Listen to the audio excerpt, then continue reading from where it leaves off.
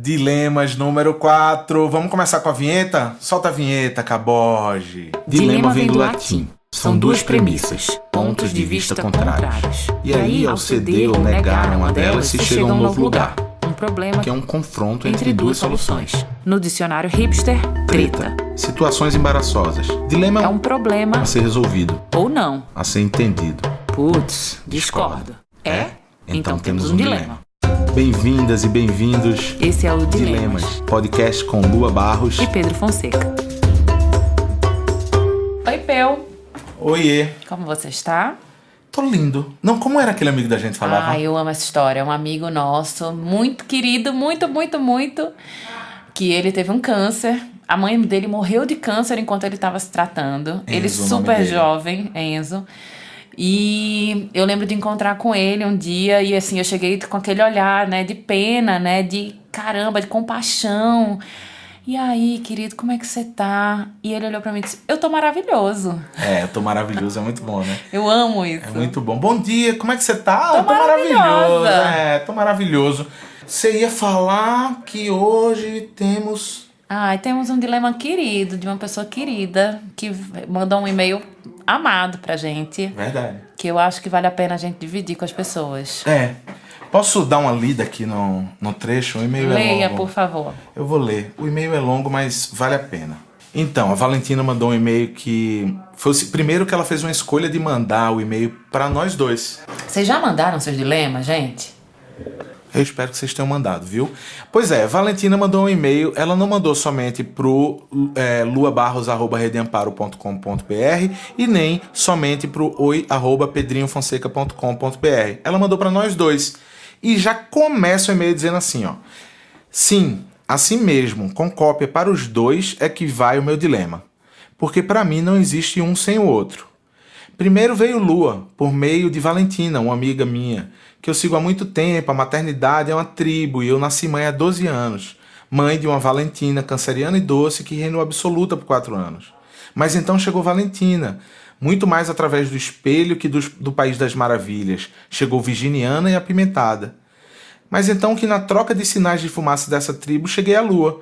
Fiz um workshop em São Paulo com ela, passei a seguir a sua vida materna, conselheira, buscadora, acolhedora e mulher. E então chegou Pedro, Pedrinho para os íntimos, porque eu já me achava da casa. Lua, mulher de Pedro, Pedro, namorado de Lua, porque vocês namoram. Vocês se olham com os olhos brilhantes de admiração e desejo.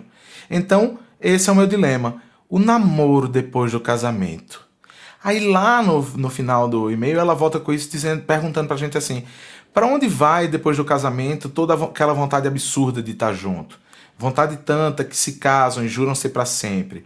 Aí vem a rotina, os filhos, os problemas. Me parece que é aí que um se perde do outro. Por isso, esse é o meu dilema. Valentina, Valentina, Valentina. Tem tantas coisas no e-mail da Valentina que eu gostaria de comentar. Ah, vai, brilha. Primeiro, que ele é Pedrinho mesmo, tá? Ele é Pedrinho pra todo mundo, desde sempre. E eu acho isso fofo. Mas eu não consigo chamar ele de Pedrinho, pra mim ele é Pio. Mas ela diz assim, um não existe sem o outro. E eu acho isso muito engraçado, porque essa é a primeira visão romântica que a gente tem das relações, do casamento, né? De que eu não existo sem você, que você não existe sem mim, que você é o ar que eu respiro, a minha metade, a tampa da panela. E ao longo desses nossos 13 anos de casado, eu acho que esse foi o aprendizado mais duro e doloroso, que foi entender que não, eu existo sim sem você e você também existe sem mim. Isso é lindo. Você não é a tampa da minha panela, muito menos a minha metade. Acorde a canção, traz a caçamba, traz a cama. Nem tão ao pagode, nem tão a bossa nova que diz eu sem você não tenho porquê. Todos temos os nossos porquês sem o outro, né? Mas foi duríssimo aprender isso. E acho que eu aprendi do jeito mais difícil mesmo que se aprende nesse processo, né? Porque assim, a gente também não aprende um negócio desse vivendo o casamento que a gente idealizou, né? Que a gente fantasiou. A gente não aprende um negócio desse, essa porrada dessa lição, se não for através de um gosto muito amargo. E passar por isso, por esse entendimento, por essa lição de que não, eu não sou a sua metade.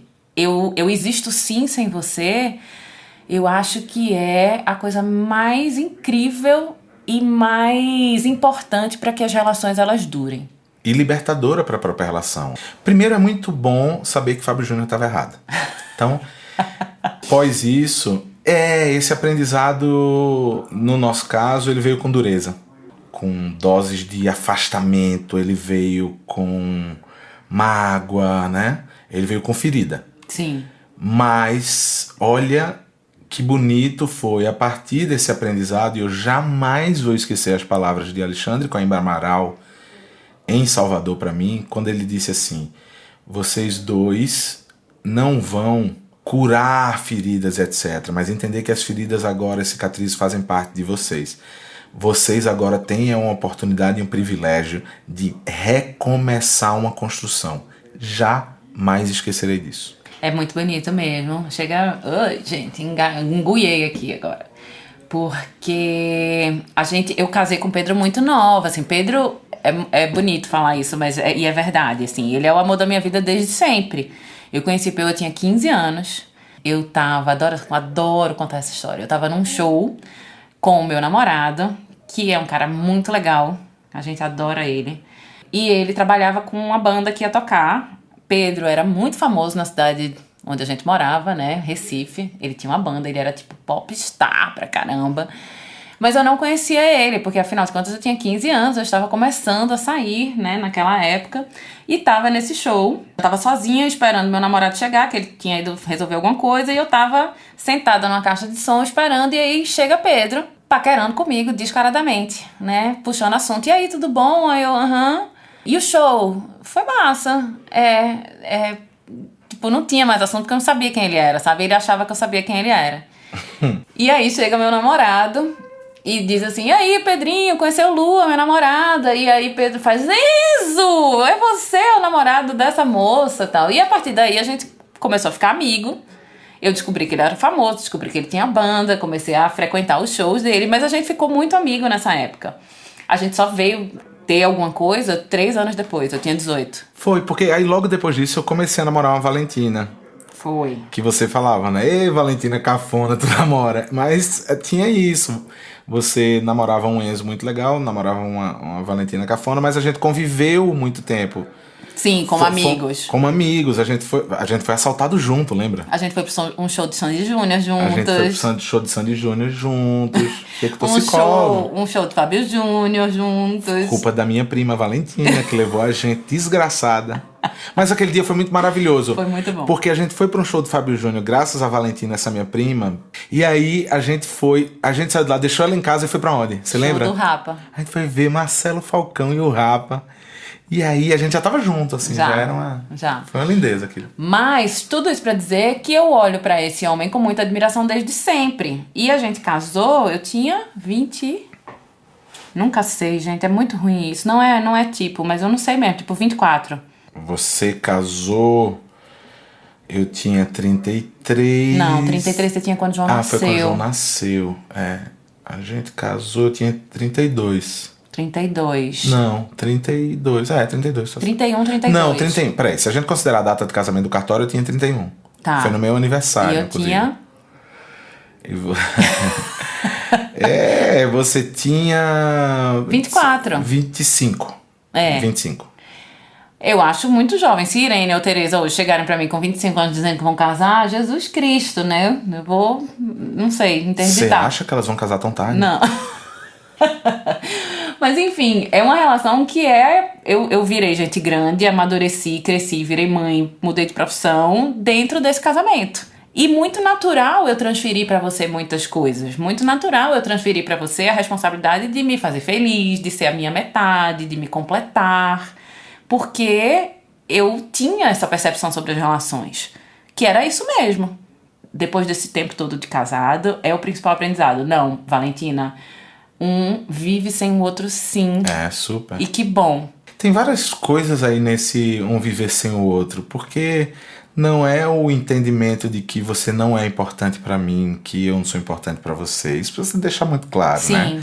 É literalmente viver sem o outro por uma construção de identidade que é particular, de gostos que são particulares. Eu lembro você me dizendo ano passado foi que você descobriu que eu não gostava de quiche. Nunca soube. Eu odeio quiche desde que eu nasci. E aí, ano passado, teve uma hora que foi isso. Você disse, eu trouxe uma quiche maravilhosa. Aí eu disse, putz, mas eu não gosto de quiche. E você sabe que isso é uma questão, né, entre os casais, essa dificuldade de dizer o que gosta, o que não gosta, se gosta de uma coisa, se descobre que gosta de uma coisa, né? Porque também tem isso, parece que se a gente gosta... Você disse que nunca gostou de quiche ou nunca soube realmente, mas a gente, ao longo da vida, a gente vai aprendendo a gostar de novas coisas. Claro. Né? Claro. E por que é difícil falar para aquela pessoa que tá ali com a gente que a gente não gosta mais daquilo, ou que a gente gosta de outras coisas? Nossa, mas nós dois a gente fala mesmo. Não tem isso, pra gente não é um dilema. Essas manutenções daquilo que a gente gosta muito na abrir mão, por exemplo, você ama carnaval. Amo. Eu amo São João. É. Não é? A gente tem essa diferença. Mas eu consigo, naquele momento ali do carnaval, que você tá solta, subindo, descendo ladeira, e suada, e linda, gostosa, e sai beijando todo mundo, amor demais em Olinda, eu consigo estar ali com você e curtir verdadeiramente. Sim. Inclusive curtir diante também dessa perspectiva de dizer, esse não é o lugar que eu mais gosto, mas quando eu vejo se divertindo no meio daquilo ali, aquilo também me alegra. Mas isso de viver sem o outro é de criar essa identidade particular e dizer assim, eu preciso lembrar de quem eu sou. Mas é porque muitas vezes, para que isso aconteça, precisa haver o afastamento. Mas o afastamento, ele não necessariamente deve significar ruptura. Ah, então, mas é isso. Esse afastamento... Cara, lembrei de duas coisas aqui muito rápidas, assim. Lembrei de um casal de amigo da gente, Enzo e Valentina, que ele me contou, eu e Lu, a gente teve um processo de quase ruptura. Separação. De separação, né? E aí, esse casal foi o casal com quem eu mais conversei, e eu agradeço a eles quase sempre quando a gente se fala, porque eles me trouxeram muita lucidez. E eu lembro que ele contou uma história maravilhosa durante as conversas da gente, que foi, porque a gente também andou um momento brigando muito e tal, até que a minha Valentina, ela dizia pra mim às vezes assim, não, beleza, isso aqui é melhor a gente ficar aí uns dias meio quieto, cada um na sua, pra poder isso passar, estancar aí pra um outro lugar. E eu ficava pensando, caralho, mas dentro de casa e vocês ficavam sem se falar? Ele, não é que a gente ficava sem se falar, mas a gente ficava um pouco mais quieto, cada um na sua, dando tempo pro outro atravessar aquela questão, etc. Eu achei isso lindo. Essa era uma história que eu ia contar, né, de afastamento. E a outra é aquele cara, não sei se você lembra da história, Enzo, que ele contou que ele chegou a um determinado momento dentro de casa e disse assim, então, comprei uma passagem, tô indo pra África do Sul e vou pedalar a costa oeste inteira da África. Lembra disso? E aí quando ele voltou, a conversa era, pô, velho, mas como foi essa sensação? E aí ele disse, eu vou te falar o que eu falei pra minha Valentina. Eu disse pra ela, eu precisava muito desse tempo comigo mesmo. E isso não significava que eu queria ficar longe dela, nem longe da família, etc. E eu perguntei, e ela? Ele disse, e ela também, tá agora arrumando as malas pra fazer uma viagem, é ela, né? Mas isso é um nível de maturidade da relação e da emoção que às vezes a gente passa 40 anos para conseguir ter. Por que a gente pensa, né, nessa construção romântica das relações? Que puta merda, vai viajar com a amante, não me ama mais, quer se separar, né? Por que ele precisa desse tempo para ele? Né? Eu também preciso do meu tempo, mas eu nunca me permiti dizer que eu preciso do meu tempo. Então, como assim? Que loucura, né? Isso. Então, a gente vai se enredando numa história romântica sobre as relações que ela, na verdade, ao invés de potencializar o outro, ela anula o outro. Mas tem uma coisa que a Valentina traz no meio, que é talvez uma etapa depois disso, que é essa questão que ela coloca, que é assim, ela diz, Lua, mulher de Pedro, Pedro namorado de Lua, porque vocês namoram, vocês se olham com olhos brilhantes de admiração e desejo. E cara, primeiro que, sim, essa é uma verdade. A gente tem isso, assim, isso é tão forte que João, o nosso mais velho, eu chamo ele de Enzo, que João, o nosso mais velho, a gente fica às vezes sacaneando com ele, né? A gente entra no elevador, nós três, e aí eu puxo Lua pra perto, Lua me puxa pra perto, aí a gente dá um cheiro num cangote, etc. Ele, gente, por que vocês estão fazendo isso? né? Aí a gente fala, vem pra cá, vem pra junto e chama ele por abraço. Mas a gente tem isso de se olhar e se curtir, se... Mas sabe o que eu acho legal? É que a gente sempre teve isso, desde sempre. A gente se procura nesse processo. E ainda assim tiveram momentos onde a gente não conseguiu, onde isso não foi suficiente, né? Então tem não foi suficiente para que a gente vivesse esse processo doloroso da quase separação. Porque tem uma coisa que é para além disso, que é o diálogo. Então, para aqueles casais que não são super chameguentos, como a gente é chameguento, tá tudo bem também, né? Eu acho que essa capacidade de namorar, ela também fala sobre a capacidade de dialogar, de falar, de ter um espaço onde esse sentir, ele é autorizado no casal. E eu acho que o machismo, ele tira muito isso do homem, de entender o que ele sente, elaborar o que ele sente e colocar o que ele sente. Porque o homem também passa por momentos de desgaste na relação. E o que ele acha mais fácil? Ele acha mais fácil sair da relação. E aí ele vive outra relação e mais daqui na frente ele tá sentindo a mesma coisa. Porque ele não elaborou. Porque não é por conta da pessoa que você sente aquelas coisas. Né? Não é por conta do seu par que você sente aquelas coisas. É porque aquelas coisas surgiram. E se você não cuidar daquelas coisas, surgiram por quê? Porque o tempo, porque a rotina, porque os filhos, porque o trabalho, porque Bolsonaro... Tantas coisas, né? Então, olhar para o que a gente sente é parte fundamental desse namoro. Essa, no fundo, eu acredito que é a maior cagada que nós homens podemos fazer. E eu tô falando isso por experiência própria. Você achar que por um momento em que há um afastamento do casal, em que o diálogo diminuiu e etc., você vai sanar isso olhando ao redor, olhando para fora da relação, olhando para outra pessoa, isso é a maior cagada que se pode fazer. Primeiro porque eu acredito que amar é sobre prestar atenção. Então, se há um afastamento, se há num determinado momento esse distanciamento e etc., volta a prestar atenção naquela tua companheira. Porque se você prestar atenção, você vai ver que tá tudo lá e mais um pouco. Porque ela, além de ser tudo aquilo que sempre foi, no seu caso especificamente, você sempre foi tudo que você sempre foi, e você foi melhorando. Ou seja, você foi amadurecendo. Para! No seu processo de amadurecimento, você foi crescendo ainda mais do ponto de vista não só do amadurecimento, da maturidade diante das coisas, mas como mulher em tudo. Em todos os papéis femininos que você ocupa, sejam eles quais forem. Obrigada, meu amor. Eu não recomendo aos homens, essa é a minha maior não recomendação, não recomendo aos homens que diante de qualquer tipo de crise, e quando eu digo qualquer tipo de crise, é mesmo que do lado de lá, imagine que você foi traído pela sua companheira, mesmo diante disso, acredite, a saída não é olhar pra fora, essa é a maior cagada que nós podemos fazer na vida. Sabe uma coisa que eu acho que a Valentina traz, que eu fiquei pensando, né? Que conversa um pouco com aquele nosso episódio sobre o tempo do casal versus tempo da família. Como é que faz para colocar esse namoro dentro dessa rotina que é puxada, que é pesada, né? Com filhos, com trabalho, com conta para pagar. Tem uma coisa que pra gente é um aprendizado, que é tentar se curtir no que dá. A gente tá tentando marcar uma viagem, nós dois, há 6 meses. E a gente não consegue. A gente, primeiro, grana, agenda e as crianças. São 4. Não é fácil. Minha mãe super se disponibiliza, sua mãe também super se disponibiliza. Mas é punk ficar com eles, dar conta emocionalmente deles. Porque não é da rotina. A rotina elas super mandam bem. Mas é emocionalmente das coisas que vão eclodindo por conta da nossa distância. E eu tenho pensado muito, assim, cara, acho que talvez esse ano não dê pra gente fazer a viagem que a gente quer tanto fazer. Poxa, que merda. Mas e aí? Eu vou deixar de namorar você porque eu não tô em Paris?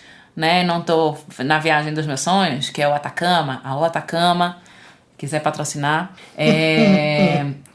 Não vou fazer isso, entendeu? Então, qual é o tempo que é me dado ou nos dado para que a gente se curta, para que a gente se namore, para que a gente se olhe, para que a gente dance, para que a gente faça um brinde, para que a gente cozinhe juntos e a gente se curta verdadeiramente. Então tem um olhar generoso que precisa existir para essa relação.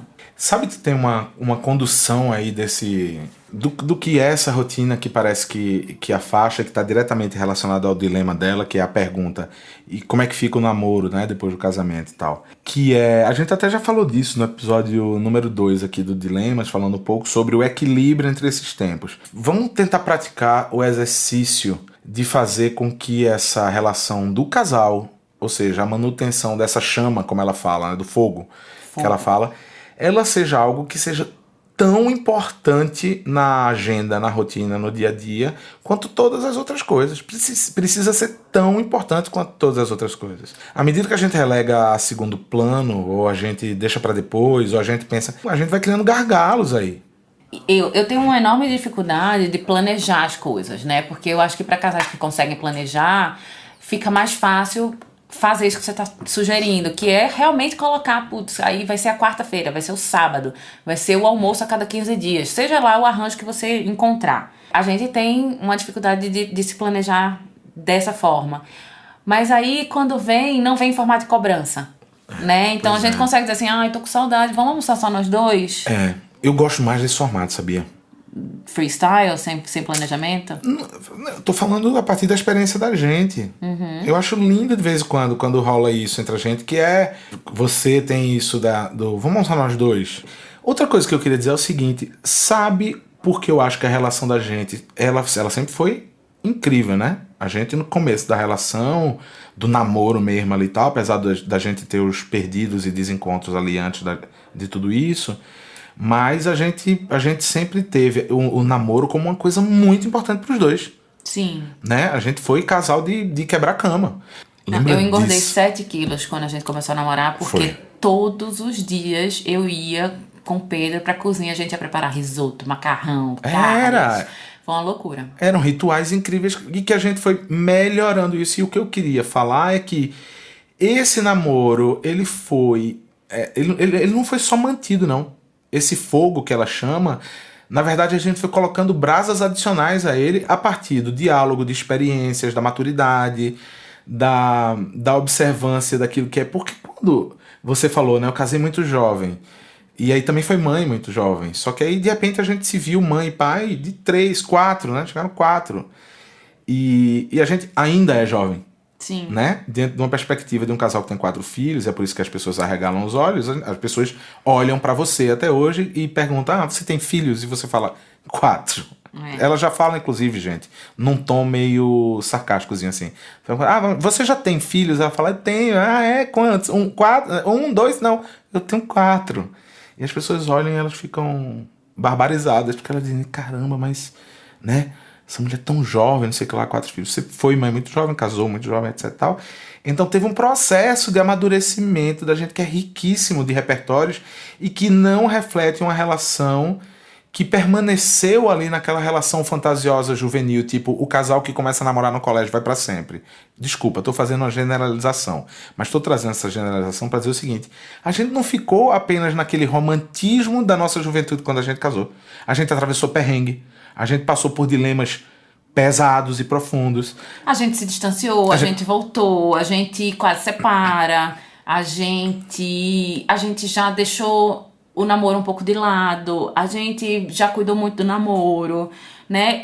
Eu acho que a gente sim foi vivendo as fases, né? E hoje eu acho que a maior coisa, assim, porque muita gente pergunta pra gente, pra mim pelo menos, né, qual é a receita? Cara, não tem receita, porque por mais que você se esmere, cuide, não sei o quê, pode desandar esse caldo, pode dar errado. Por quê eu acho que pode dar errado? Porque a gente para de conversar. Essa presença do diálogo, ela ajuda muito o namoro. A gente tem conversado mais do que nunca. Tem. E o namoro também desromantizar o que é esse namoro, porque o namoro ele não vai acontecer naquela perspectiva romântica de que às vezes você vai estar sozinha com seu par, de que você vai viajar, de que vai tudo tá certo pro namoro acontecer, né? Quando a gente é jovem é isso, assim, só tem o namoro. Por isso que é mais fácil dar conta do namoro. À medida que as outras camadas vão sendo adicionadas nessa vida, o namoro ele vai indo lá pra baixo. E o grande desafio para mim hoje, mãe de 4, trabalhando, casa, é fazer com que esse namoro aconteça nesses tempos, entendendo que às vezes o namoro vai ter plateia. E aí eu tô falando do namoro, o aconchego, o chamego, o beijo, o puxar pra dançar, né? Como é que você namorava, Valentina? O que tá na sua expectativa do que é esse namoro? Pode ser apenas um cansaço, pode ser apenas uma temporada de que esse fogo aí não tá aceso. Você tá disposta a soprar essa brasa?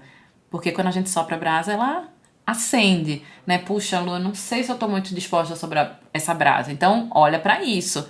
Mas se tem uma disponibilidade dos dois de soprarem essa brasa vira fogueira. Olha só, Valentina, a sua pergunta pra gente no dilema, ela foi clara.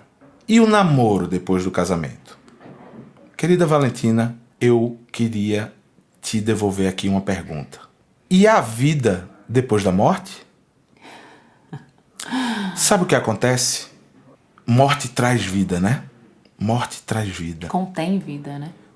A morte na natureza, a morte dos entes queridos, a morte do tempo, a morte do pensamento para que nasçam novas ideias e ideais, mais ideais do que ideias.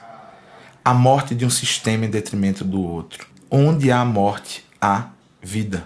Se o casamento ocupa para você, Valentina, um lugar de morte porque ele estagnou a relação, porque a rotina se transformou em algo que te ocupa demais e que tira o tempo daquilo que você gosta, o casamento, no fundo, independente de como foi o casamento de vocês, se foi apenas no cartório, se foi no terreiro, se foi na beira da praia, se foi um casamento tradicional na igreja, se foi celebrado por amigos que leram textos e cartas de vocês, não importa a formatação do que foi o casamento. Essa celebração do casamento, ela é um momento rápido, é um instante onde no fundo, se consolida um pacto outro. A gente vai prestar atenção um no outro. Muito lindo isso. Veja só, é um gesto que, em boa parte das vezes, tem um contrato. Você vai num cartório registrar esse contrato. Esse contrato é fundamental para que seus filhos viajem. Esse contrato é fundamental para que você possa levar e buscar em determinados lugares onde você vai precisar comprovar que você é pai. O casamento, ele é apenas este marco de que o pacto estabelecido por vocês, como dois indivíduos que fazem uma escolha de que juntos vocês têm muito a entregar para o mundo, precisa ser maior. Então, quando você pergunta, e o namoro depois do casamento, eu queria muito te entregar esse pensamento de que existe vida após a morte, existe vida após todas as mortes. Contrato assinado, buquê atirado, banho de ervas no terreiro, banhos de arroz, o beijo, o que quer que seja. Pós isso, ali, naquele momento, morre algo nessa simbologia e renasce algo muito forte, que é essa vida, que talvez para você esteja contida no namoro e que você esteja sentindo falta. Então viva isso, vivam isso. Você que é parceiro da Valentina, se estiver ouvindo a gente, meu irmão, deixa eu te falar uma coisa. O teu trabalho é importante, você deve ter relações importantes com seus amigos. Vocês têm filhas, né? Tem duas Valentinas aí, filhas, duas Valentinas para cuidar e estar perto.